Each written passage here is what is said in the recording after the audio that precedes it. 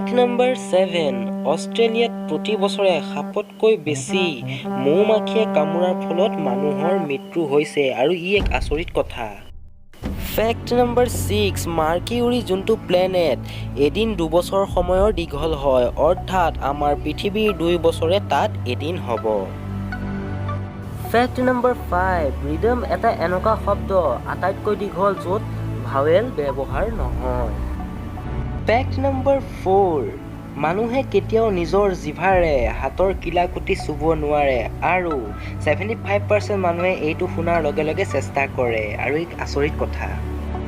Fact number 3 1386 খ্ৰীষ্টাব্দত ফ্ৰান্সৰ মানুহে এটা শিশুক এটা গাহৰিয়ে মাৰ্ডাৰ কৰিছে বুলি গাহৰিটোক ফাঁচি দিয়ে আৰু ই এক আচৰিত ঘটনা।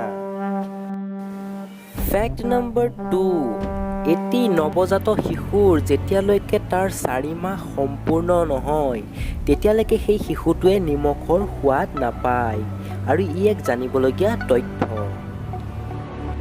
লাষ্ট ফেক্ট নম্বৰ 1 আপুনি জানেনে আইচলেণ্ড যোনখন চহৰ সেইখনক শান্তিপ্ৰিয় চহৰ বুলি কোৱা হয়, অৰ্থাৎ এই চহৰখনত আজি পৰ্যন্ত কোনো আৰ্মি মানে সেনাৰ এতিয়ালৈকে ৰখা নাই।